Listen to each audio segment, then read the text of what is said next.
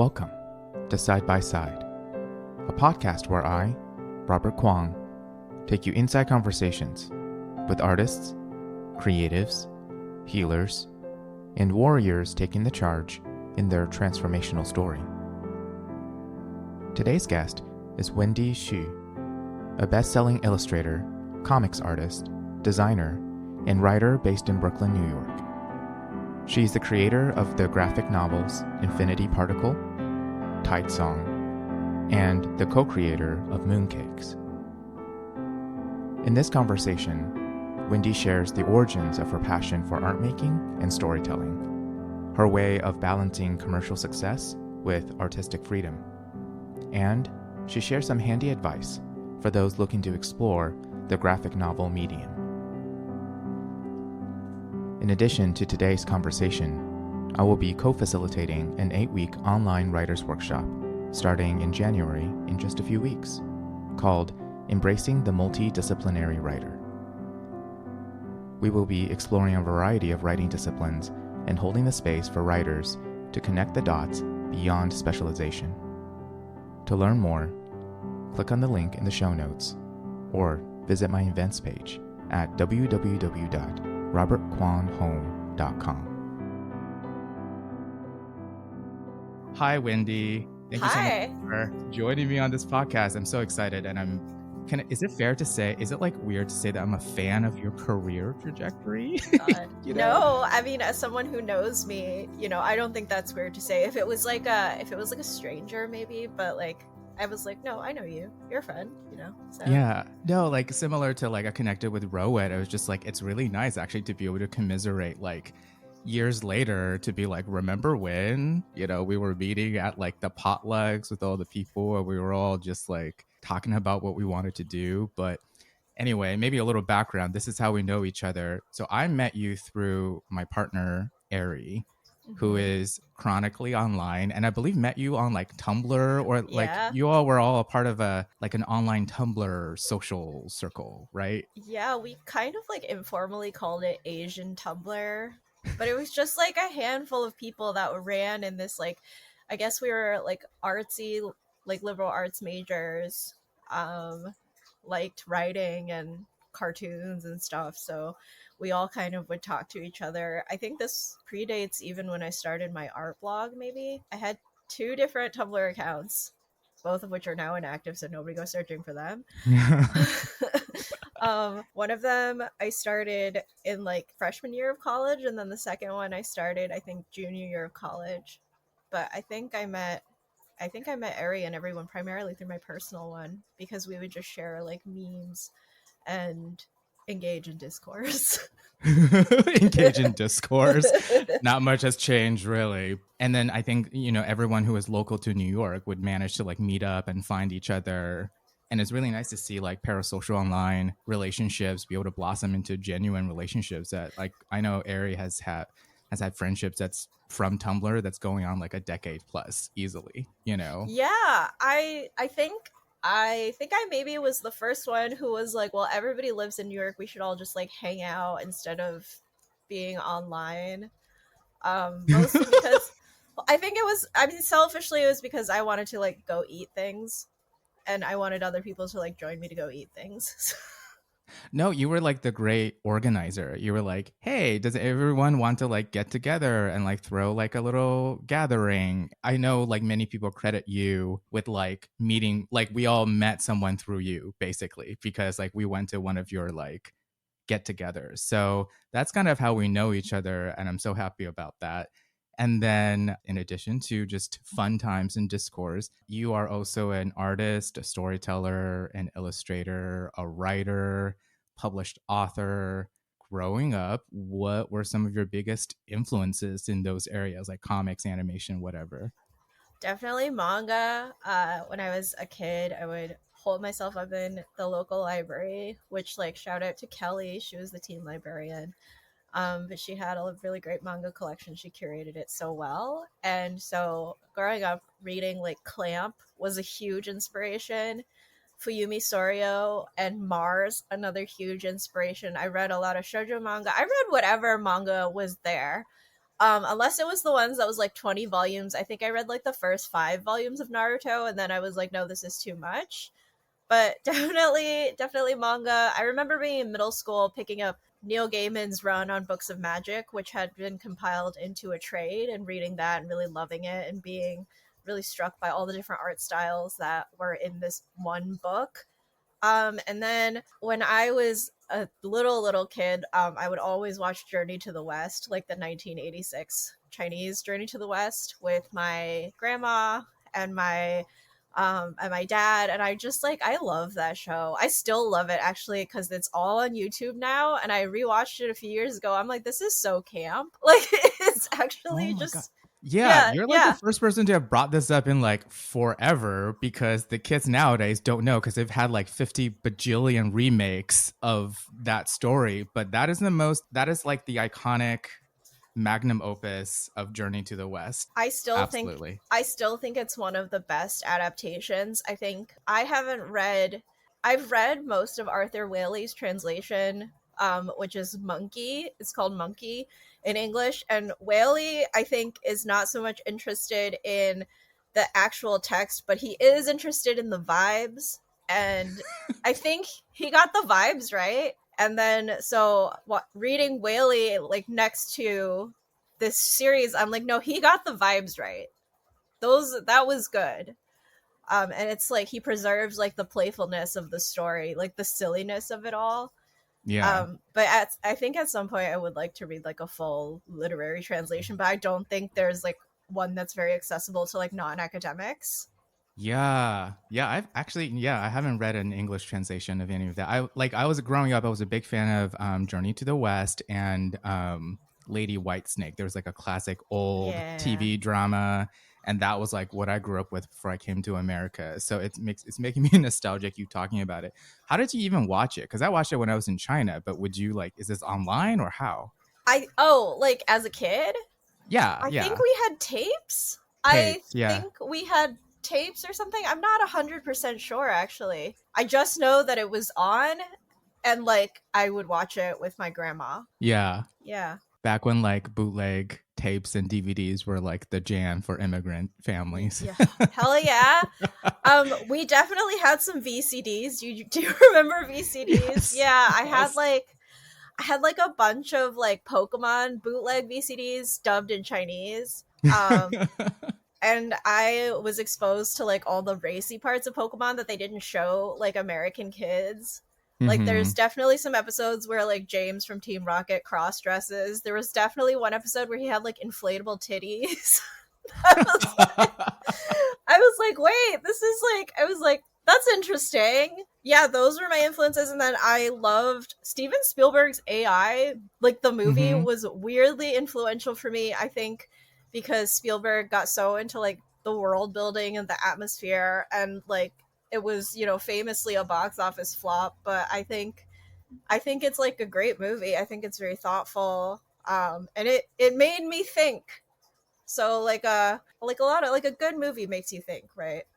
Yeah. Yeah, I remember watching that movie when I was a kid too, and it was very thought provoking, and it's so funny like these subjects are still relevant, so these storytellers were onto something. When did you start, like, have you always drawn since you were like little, or when did you start like doing your own like comic strips and things like that?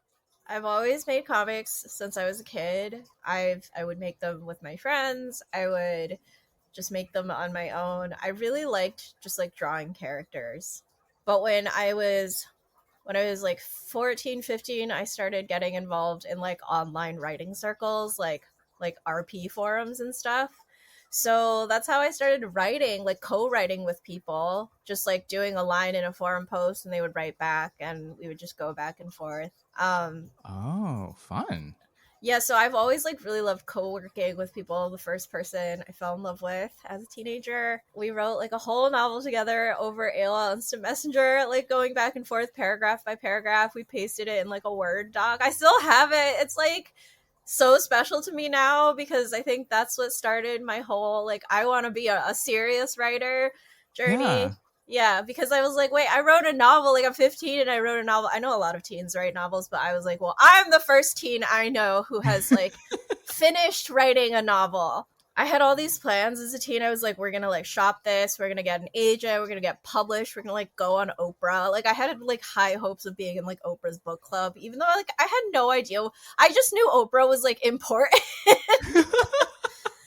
So I was like, I want to go on Oprah with this. I want to be like a young ingenue. Obviously that never happened, but like I had so much love for the process instilled in me then, and I would make comics with scenes from the novel too. I would adapt those into comics. I just loved I just loved working with people. Like everybody knows that comics is such a collaborative process. Yeah. So I think that part of my love for collaboration, and like even when I'm doing a book on my own, it is a collaborative process. You're working with your editor, you're working with the design team.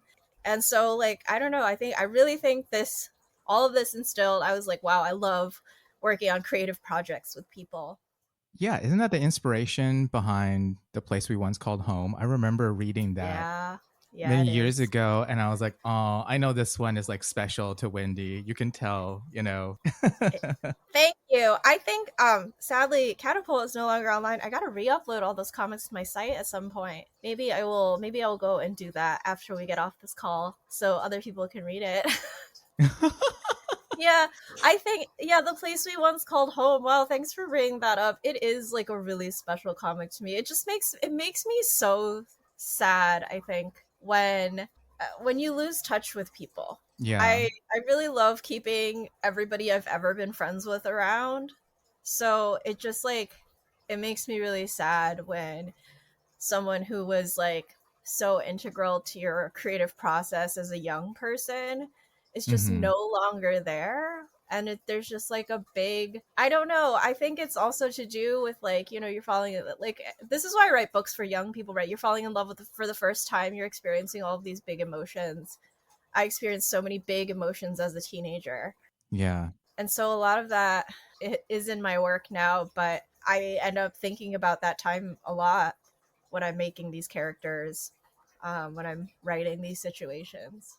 What's like most important to you in like looking at the stories and like the protagonists and central figures? For example, like you talk about their age, being able to have that nostalgia factor, I think is really nice for me. Like when I wrote like for fun as a kid and everything, like fanfic, and they were always around that age because it makes you like think back. Like you still that's still a part of the process in some ways, I assume, for you.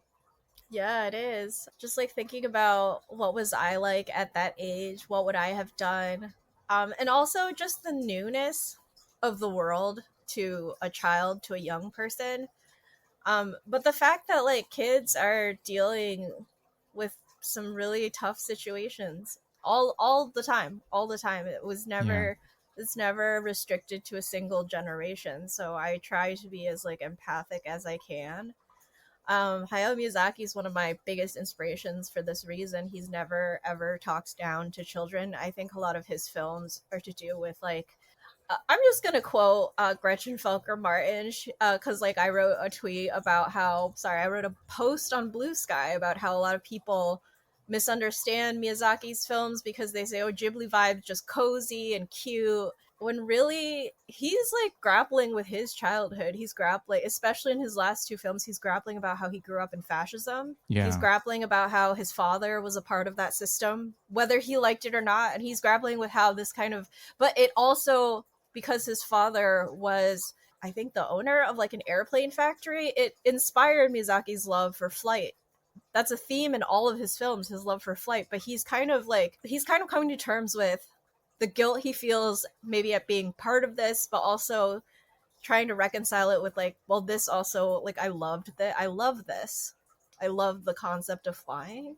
And so I wrote this post and Gretchen said that, yeah, like people think about Ghibli films and Ghibli, quote unquote, Ghibli vibes as like rolling hills and a little guy who squeaks instead of the fact that like fascism can poison even our most beautiful dreams.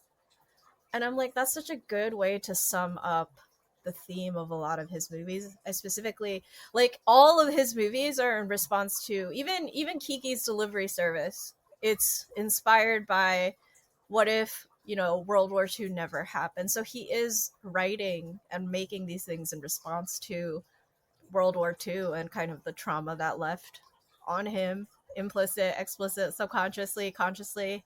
I think about that a lot. Like, his films are so beautiful aesthetically. They are like, there's elements of it that are cozy and beautiful, but I think he's trying to show kids that the world can be beautiful, even though there's a lot of darknesses in these like fantasy worlds, right? There's a war going on in Howl's Moving Castle. The darkness of like the society in Spirited Away, where like someone can be cursed horribly, someone has to work off their debts in a bathhouse. There is an Yeah. underlying darkness to all of his movies. This is not to mention like Mononoke and Right. He has films that are like more like straight up political commentary that's very explicit, but even like Totoro, which everyone, I mean, that and Spirited Away, I think for the Western audience, those are just so iconic. But like Totoro dealing with like aspects of like terminal illness and dealing with family, getting mhm. sick, and how do you cope with that? So, in some ways, I think like having that aesthetic that is a little bit easier and maybe pleasing to people actually makes it easier to explore some really difficult themes. Like that contrast is sometimes helpful, you know? Yeah, absolutely, especially for children. It's easier for them to watch, but it's not that they're not being asked to think about these things. They are being asked to think about these things. I think all children's media is supposed to help them foster a sense of empathy or to help them process the world, and also like just to be enjoyable. Like, children can enjoy things too. But yeah, so this is something I've been thinking a lot about recently, and about how I also want my work to speak to the darkness in children's lives, the darkness in like young adults lives. God knows we're dealing with like enough of that right now Yeah. in the world. Yeah, just stuff I've been thinking about. But Miyazaki, since I was a kid, has had such a big influence on me. As a child, it was aesthetically, wow, this is so beautiful, I want to be able to draw like this, I want to be able to create like this. But now, as an adult, an appreciation for the fact that he is speaking to children at their level, and he's being gentle with them, but he's also asking them to engage. Right. The part about not talking down to them, but at the same time, there is like a respect for like what children have to deal with already in the modern world and modern society. So that there's also the like an adventure. Like, for example, like here are some words that have been described for your work, which has been compared to Miyazaki, technically. So I will claim that for you. But there's like within like, heartbreak, loss, and, dealing with familial bond, there's also like your stories involve a lot of adventure, a lot of magic, a lot of experiencing something meaningful for the first time. And that's juxtaposed with like grief and heartbreak and everything. So again, I feel like I can tell, you can see like the clear inspiration that you drew from that's also from your childhood, and you infuse that into your work to this day, which I think is really lovely. Sometimes I think maybe people lose that a little bit. Thank you. Yeah, I think some people, when they think, oh, I'm going to write for like children, when I'm going to write for young adults, and I think it's partially the creator, but also like a lot of it's to do with the publishing industry, thinking that it's okay to market things for that age group that are maybe like not of a higher artistic caliber, or like the same artistic caliber they would Mm, hold a piece for adults too. And I think that's a shame, because like some of my favorite authors wrote for both audiences, children and adults. I'm thinking specifically of Ursula Le Guin. Le Guin's Cat Wings books, I just bought them. They just were reissued. Thankfully, it's just like the most beautiful little series about like cats with wings. And oh, she lets it be kind of magical and special without trying to get into why do they have wings in like a science, like an over explaining scientific way. But Le Guin, but not just cat wings, which is just like a nice gentle story for children, but to like also make them think about having empathy for animals, for like the non-human. But she wrote like The Dispossessed, which is one of my favorite novels of all time, mm, which is about a scientist who comes from essentially an anarchist society, and he goes into a capitalist society. And at first he's really excited. He's like, oh, this is an opportunity for me to publish my papers. And then he ends up just like hating it, and he ends up having a meltdown.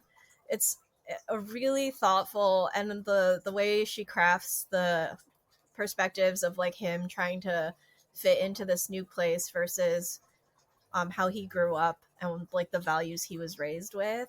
It's very interesting. She is so thoughtful. Like I love her essays on craft as well. But she's also a children's author. Diana Wayne Jones is another one of my favorite children's authors. The OG of like Howl's Moving Castle. Mm-hmm. Um, but I think, you know, the reason why Miyazaki had such a connection to her work is because she also grew up during World War II, and in a lot of her personal essays, she talks about like how fucked up that was, and about how that kind of influenced the way she writes for children. She has a lot of like really interesting essays as well. So, I just think about all the work of all of these authors that I grew up with. You know, Eastern, Western, manga, prose, all of these authors, and the main lesson that I was taught was do not talk down to your audience, Yeah, because they didn't that's talk so down to important. me. Yeah, Yeah. and honestly, now that you mentioned that quality, I was like, yeah, I can think of some folks who have that effect on people. It feels like you're constantly being spoken down to, but you know, we won't name names. But well, so you started also like your quote unquote artistic journey career in like the web comic world. How was it for you to like start there? And I remember, what is that now defunct online platform that people uploaded to, that world all the way to like publishing world? What's been your experience like? I tried really hard to make a webcomic. I could not keep up with the updates. I think it was like Smack Jeeves was where I tried to upload my first webcomic. Was it Smack? Yeah, yeah, Yeah, I'm Smack thinking of Smack Jeeves. Jeeves. Yep. I tried so hard to like keep it consistent. Did not work out. That was like an attempt was made in college. And then Mooncakes, I also tried very hard to update, but without a deadline or like a solid structure. It was Right, just really right. hard. And actually, we pitched Mooncakes as a book because my first pitch had just gotten rejected. So my agent was like, why not pitch Mooncakes? So we did, and that's how it became like a print book. That's how I started working in Oh, print okay. books, period. Up until then, yeah, I had attempted to do some long form web comics. I had done like, you know, a bunch of short form Yeah. comics for my website, for my Tumblr audience. But yeah, that was my first foray into print, and you know, it was super successful. Like I'm so grateful for that. So as I was like drawing Mooncakes, people were telling me like, oh, you should try to write a middle grade, you know, you should try to write something that speaks to like a younger audience. And I was like, sure, why not? um so that's how I pitched Tidesong. My very gracious editor at Harper, Alex, she bought Tidesong. As I was working on Tidesong, like the pitch, because I've always like have I like to have things in my back pocket. I was like thinking about this story about like a robot romance, which I've always wanted to do. So we pitched the Infinity Particle a few months after, and instead of a 2 book deal, it became like a 3 book deal. It became a 3 book deal because initially the offer on Tidesong was for 2 books. It was for Tidesong and like just like another middle grade. Mm-hmm. But with Infinity Particle being YA, they were like, the next book can be like, you know, middle grade YA, like whatever. You have like space for one more project. So that was really cool, and that's how I was able to like quit my day job and just like start working in books full time. I actually really like print as a medium because prior to this, like while I was working on Mooncakes, I had started experimenting with like printing my own little booklets and zines and stuff. And Yeah, yeah. that was really valuable, like getting a lesson on trying to learn like trim size, you know, formatting for print, even how to like fold and staple them, I think is really important. Like I love DIY stuff. I love it so much, and I think I've been teaching like mini comics workshops for kids and for college students, and just how to like fold a little 8 page zine. They love it, and I think I love it too. It's so fun. Oh my god, I would take that actually. Like Yeah. I've been wanting to like I have some stories that are so like visual and I was always like, "Oh, I just want to do it." But like I think there's that collaborative nature that makes like just writers nervous versus someone who's like you who's sort of like multifaceted. But it's so fun to just if no one else is going to do it, you should just do it. Like just try to Yeah. make something out of it. And that's such a spirit that you have too, you know? Yeah, I mean, like, if you know, I think a lot of people are intimidated by a full comic, but you show them how fun and easy it is to make like an 8-page zine, and suddenly like they just start making whatever they want. I think like that's like such a great first step to start making comics, and then you can show them how to do like a zine that's like bigger, and how to like, you know, photocopy it and print it and staple it and stuff. And it's just like a good time. Well, it's really heartwarming to hear that you still very much have that indie creator spirit despite like the commercial success that you so deserve and everything. But you're constantly talking about like, no, people should buy and support indie authors, and people should learn how to create their own content and their own stuff. And you're able to comfortably like navigate both worlds. And I think that's really cool. Thank you. I mean, a lot of this comes down to we really can't rely on like big companies because they're always going to have their own financial interests at heart. So like at the end of the day, what do we have as artists? It's really easy to get comfortable, and like, you know, I am really grateful to be in the position I am. Mm-hmm. But as we've seen in the last year with all the social media shuffling, the Twitter, you know, acquired by that man who I will not name, it shows that like the creator economy online is so precarious, it's so tied to all these big tech companies.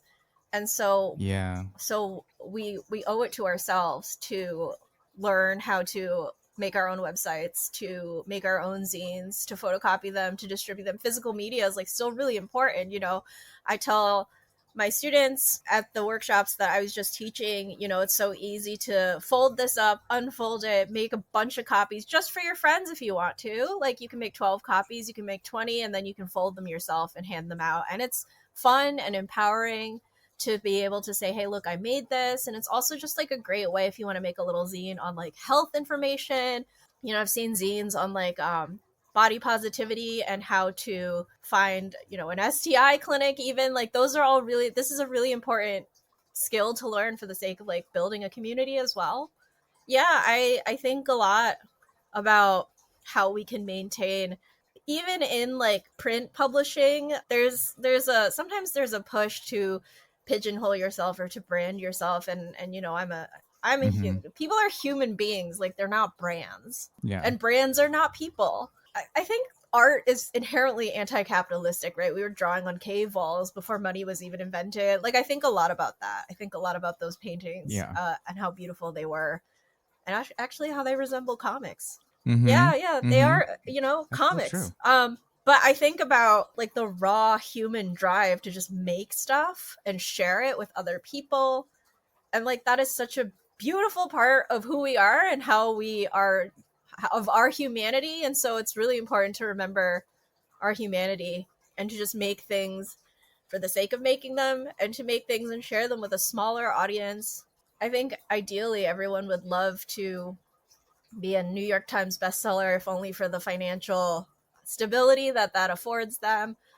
You know, I'm not going to lie and say, oh, I'm above all of that. You know, I'm not above that. But in this industry, it's like, what do you have of yourself? Like, what do you want to keep for yourself? I don't want to give my Mm. whole self away. Like, so what were some of the things that, as you were navigating the commercial world, especially when you knew you were like on the cusp of like commercial success, right? What were you reminding yourself of? Like, okay, Wendy, you're gonna like sign these contracts and everything, but make sure to hold on to these aspects of you. Like, what was that for you? Okay, this is gonna sound so corny, but like I have this memory of like, you know what? It's not corny. It's not corny because it's important to me. I have this memory of being in the basement with the person I wrote my first novel with, and finishing writing it, and being with this person, and the love I felt for the book, the love I felt for my collaborator, just how excited I was to be able to have this Yeah. project. At the time it wasn't conscious, but now I'm like, I never want to forget that feeling I had when I was 15. So Of like making the thing an experience, making the thing. yeah, and falling in love with making the thing, and falling in love with Right. someone, and falling in love with someone else. I think my love of art and my love of books, like writing books, and my love of fall the first time I fell in love are so emotionally connected that I cannot separate them in my heart. So that's my special little memory that I like pull out and look at whenever I feel like I'm losing track of what's important to me as a creator. And also just the other thing I remember is if I'm making something for myself, it can be as weird as I want. So I try to make things like make little weird things sometimes. Maybe they don't all get finished, but that's okay. I try to touch grass. I love I love foraging. I think being in nature also is just like a really important way to remind yourself like we're part of something greater. I mean, I didn't start foraging till the pandemic.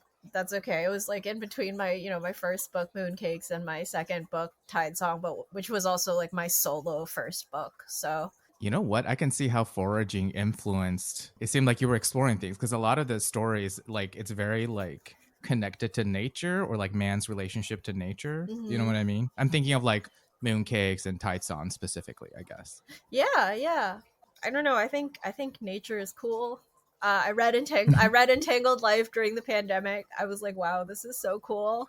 Fungi are so cool. Nature is so cool. I got like a planted fish tank that has shrimp in it. This little self-contained ecosystem. And I like to cook things. I like to connect with. I like to eat things too. Like I like to connect to other people by like cooking and eating and thinking about the ingredients. And I don't know, I'm like, wow, like this grew out of soil. Like that's really cool. You take an onion, you're like, this is edible, and this grew from the ground. Oh my gosh, you're so Studio Ghibli. I can it's like it like seeps out of you. Just like your natural spirit is so that aesthetic and like that way of looking at the world. Okay, I have a like a kind of a like a professional or like industry question for you because you Mm-hmm. talk about collaboration Mm-hmm. and like this is a medium, the medium that you work in is like so collaborative in nature. What do you makes like a good pairing or like a good collaborative effort? And what advice do you have for people who's like wants to do projects, but they do need to find the right collaborators and they need to know how to like work together? First of all, you have to get to know the medium because comics is not screenwriting. Comics is not film. Comics is not prose. Comics is comics. So read a lot of comics and just like love the medium. There's no point in trying to do something if you don't love, what you're doing. Specifically for comics writers, try to draw. I see so many artists who are try to write their own comics despite like maybe that's not their strong suit, but for the writers they are just like, oh, I can't draw, and it's like, no, but you need to try. This is such a visual medium. You're never going to learn how a panel is laid out, the amount of words necessary to place in a speech balloon, how many actions can be taken within a span of a page. Like if you don't try to sketch it out yourself, it can be a stick figure. You don't have to show it to anybody. It can be the shittiest drawing on earth, but like you have to try to draw. You have to try to represent it visually. Otherwise, you can write all the scripts in the world, but you are not going to learn the nuances of the flow between panels, how characters move, how characters talk, how characters act, like unless you try to draw. You can draw stick figures, you can color one stick figure, blue and the other one purple to represent two different characters, but like I really encourage you to try. And Yeah. also try, like this is why I'm so like, into DIY. It's really good for community building if you're just a writer starting out, and a lot you don't have an artist collaborator, but showing that you try to draw even if it's badly, that speaks so much more to an artist who you want to be a potential partner to, rather than going to an AI art generator which uses the Oh my god. stolen work of artists. Instead of saying I can't draw, I'm going to use a shitty image generator. It speaks to the humanity of yourself, it speaks to your humility, and it speaks to honoring the humanity of people you want to collaborate with if you at least just try to draw. Dang, that's so important and that's so true. I'm not a drawer, but like you see behind me, I was told to put up pictures of composers and for some reason my ink had died. So I tried like drawing it and they're so terrible, but it was just a way for me to like engage with my body with something that I wanted to have in my life, if that makes I sense. Like love it. something about actually drawing it it was like, I don't know. It just felt like, oh, like I gave myself that experience rather than just printing it out of my printer. And it was just an accident because I couldn't do it that day. And I was like, fuck it, I'll draw it. And it was actually very empowering, even though, again, not an expert or anything. I But think those yeah. are great. I love to see, I think we need to have more space in society for quote unquote like amateur art or bad art, because art is such a tactile process for you. Yeah. I teach middle and high schoolers, like I teach an after school art program. I have band tablets for the last 2 years. We are penciling, and then we're taking it to a light box and doing our inks on the Mm, light box. If we fuck up on the light box, toss it out and get a new piece of paper. You're not going to learn how to become good at art if you can erase a single line over and over, and if you're just like tracing a 3D model. That's not how you get it's not how you get good. We get good by fucking up. We get good by life drawing. And so like we also get good by just making tons of bad art. Like, and it's fine. There's no shortcut to becoming, I don't know. I think of like what is spat out from AI art generators as this like kind of yeah. the lowest common denominator of what someone thinks is professional looking, what someone thinks is quote unquote good, and it's like always like airbrushed and like highly rendered, and like sparkly, and maybe it's painterly, but like those are not things that make a compelling piece of art. Like, are you trying to, like, what are you trying to do? Are you trying to start a conversation? Are you trying to put out a piece of yourself? Or do you just want money? Do you just want money for something that you did not make? Because you're not going to, like, they know they're not going to get money by if they sat down and drew a stick figure. They know that at most, like, people are going to be like, oh, that's cool that you made that. But no, what they want is like they want money and clout. And that's why those people use these AR generators. I say art in Yeah. quotes. And that's just such a sad way to look at art. It's one of the most human things we can do. Just sit down and draw something, give that experience to our bodies, the connection between your brain, your hand, and like the pencil, the pen, and the paper. I think is just like so magical. I don't know. I love art. Honestly, if you organize like some like how people do like drink and draw or Mm-hmm. even just like the draw part, I would totally show up to like I have like specific like visual ideas and I've never tried to actually be like, well, what would like a page of this important beat look like because of like the embarrassment or the guilt or whatever. Or also like because I was like by myself, which is not very motivating. But the more you talk about it, it's like a practice to like get it connected to your body the same way that people work out or like the way Mm-hmm. that I play piano, it like you have to be a little bit more present. And people talk about like good artists. It's also like why people love video games. You get to practice connecting your eyes, your brain, and your hands, which is so important. Mm-hmm. And I'm always sketching people on the train with graphite. And I love graphite because you can just, I don't know, graphite is so forgiving to me, but I didn't know that I love graphite so much until I went back to doing more traditional media to kind of balance out how much digital art I have to do to be Mm, able to make my books. Yeah, there's something so inherently freeing about using graphite for me, about using like an architect pencil, a thick piece of graphite. I can't really explain, but I think it allows me to be imperfect in a way that I like, and I've done a lot of sketches that I haven't shown anyone, but I really like just drawing yeah, people it's on just for train. you Yeah, it sometimes, is. which is It nice. is. So I highly encourage everyone to just draw. Okay, so I don't want to take up too much of your time, so I have to end on something that's kind of like unhinged. It's just kind of Of silly because we're course. in such weird times. Okay, YA, booktube, book talk, it's like so big these days, and there's so much discourse around it. And I know you're kind of, some of the recent things that have happened. And what do you think of the critique of YA genre, despite it being such like a commercial heavy hitter, like it needs like the publishing world relies on that genre so much for actual sales, but then they also talk about like what's it like fast publishing now or whatever, Mm. or like people are critiquing like quality. I don't know, do you have any like general thoughts or reflections around that? Yeah, I think everyone is overworked. I think that authors can't do their best work if they're being encouraged to just like push it out as fast as possible. I think editors are all really stressed.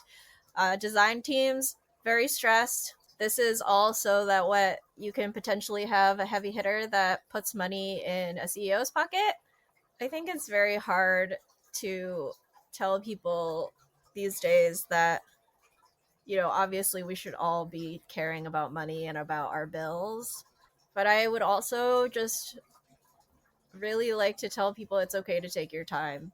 It's okay to take your time on a book. They're not going to cancel your book deal if you can't put it out as fast as humanly possible. It's okay Yeah. to take extra time to work on your craft. I would rather people work on their craft than make book talk videos. Let me tell you that. That's just my like, I understand we all have to do promotion and stuff. Like, I'm not necessarily blaming people, but when you are spending time like recapping book drama instead of working on your craft, that says something about you that I don't support that. I don't fuck with that. I also think like, I know you mentioned before we started recording about like the recent book talk, like the blow up. I think it is so disgusting that it got national media coverage when we are in an unprecedented human rights crisis right now, like the worst human rights crisis of our lifetimes. And like, why is this getting like, what the hell? This is not national newsworthy. I'm sorry, like it's just not.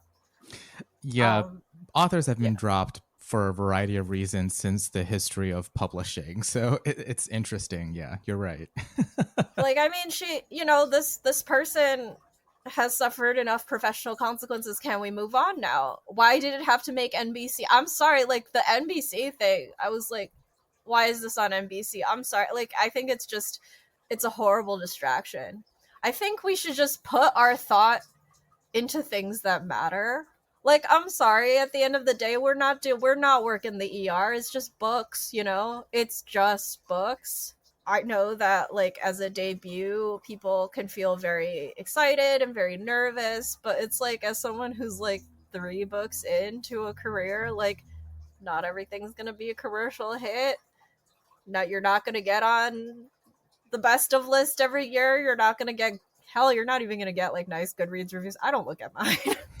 I don't ever look at those. I They're presume just psychic. authors don't do that for their own like health It and just like, benefit. yeah, like for psychic, and I'm not saying this to be holier than thou, but like I simply choose to spend my energy on my craft and looking at art and thinking about other things that are not like, how is this doing on Goodreads, or Right. like, what do people think? Like, you can't control what people think. You can just, the only thing you can do is just like work on your craft. What do you think of because this has been brought up again because of the recent controversy that we're referring to. So you're a queer woman of color in like the YA publishing world. Do you think it's easier to quote unquote find commercial success because of your marginalized identity, let's say? Oh my god. Not really. I think what's really easy is to pigeonhole yourself and to say yes to the labels that you're assigned. And maybe for some, it's easier to capitalize on that. Identity is such a fraught thing. Identity is such a personal thing. And also for me, the act of writing a book is like almost, again, a sacred thing because of my personal experience. I don't know what I can't speak to other people's experiences and what brought them to this industry, what brought them to their love of it, but I can only speak for me, and to say that my love of writing stories is just tied to my love for other people. Mm-hmm. Yeah, it's not that I don't care about commercial success. I would like to keep getting money to do what I do, Right. obviously, but I always try to think about, like, I just try to think about what it means to me, and like I try to have fun with it. I have a hard time having fun with it because I am a perfectionist. That's like one of my flaws. So maybe I've become too focused on the craft, and I'm like, dragging my feet a little bit on my next book. Sorry to my editor, Alex. Shout out to Alex for her patience. Shout out to my agent, Linda, for her patience. Like, shout out to the whole team for their patience. But I mean, I think that commercial success, if it finds you, it finds you. If it doesn't, there's really nothing you can do about it, sadly. Yeah, and you didn't fall like your love of everything you're doing now did not begin because of commercial success, which, that's not a thing that would happen very often. But that's so true though, that it's not like people use these things that we care about strategically for this thing that may or may not happen. So it's like interesting where you just say like, I just want to focus on the craft and also like my love for humanity in some ways is what I hear. Yeah, I think that like for example, I think Mooncakes.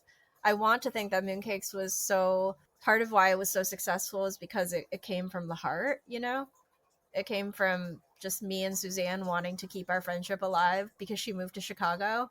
But also, like, yes, shout out to Cindy Barwick at Lionforge at the time. Cindy, who was the most amazing marketing person, and she was the VP of marketing, and had an amazing campaign for Mooncakes promotions. A lot of it is to do with Cindy and how much she loved it. Mm, Yeah, I don't know, commercial success. It's arbitrary. I feel like as long as I keep getting paid to like make books, like that's good enough for me, and like right. to do like school visits and stuff like that.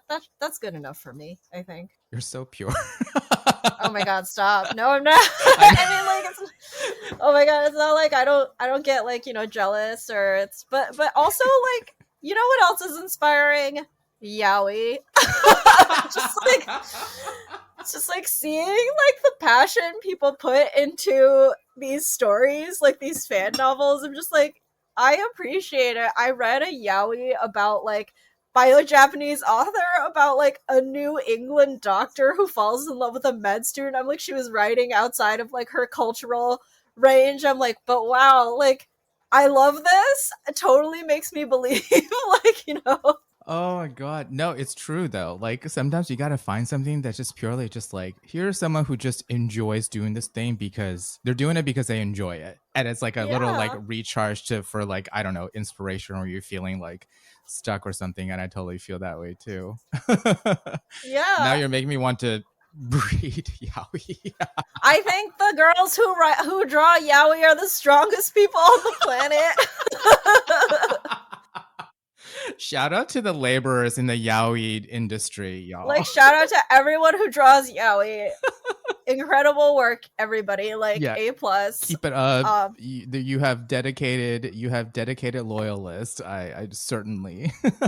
I mean, but also, sorry, on like a slightly sadder Yeah. note, but like the Chinese fujoshis, the girls who really love yaoi, they do risk like jail time if they're caught with this stuff sometimes. Oh yeah. So it's like you love this so much you are willing to risk it all, like for a genre that you love, for something that you love. I think that's really powerful. Thank you for bringing that up because not all of us are in New York, New York. And yeah, Right. different places have very different context for what it takes to actually even be an artist to do what we want. Yeah, Mhm. it's so true. Truly, shout out to people putting their work out there. And I'm so glad you brought up so many authors and names and folks that you know who are in this world because we're all just sort of like doing our best, right?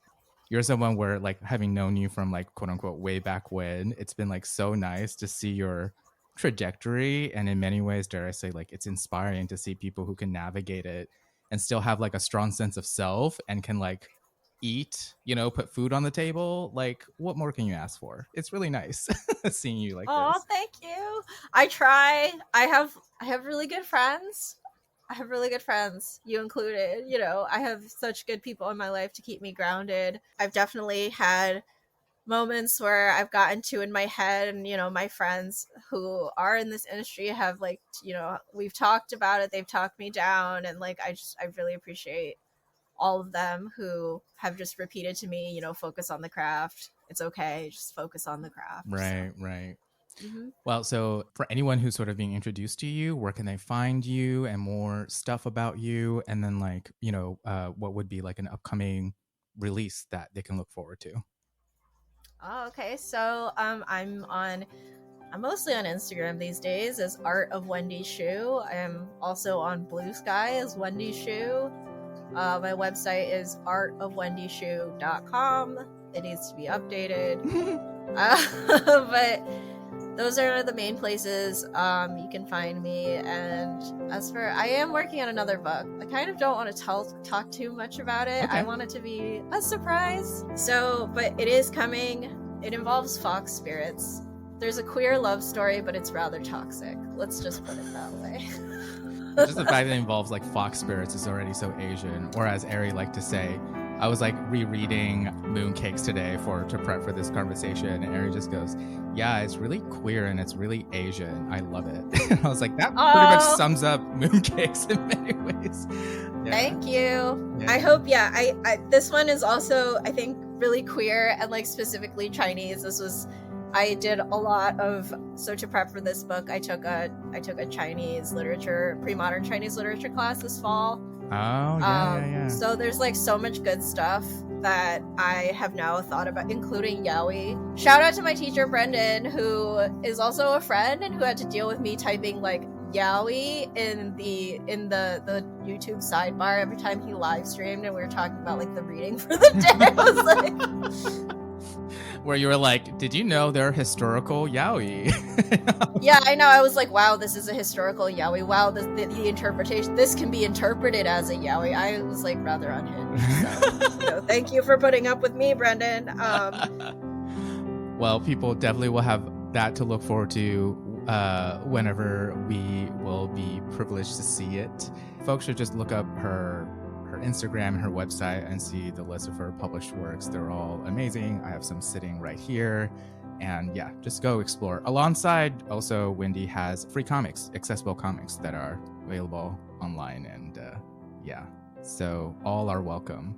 Yes. Thank you for your time today, Wendy. I really appreciate it. Thank you so much for having me. This was so fun.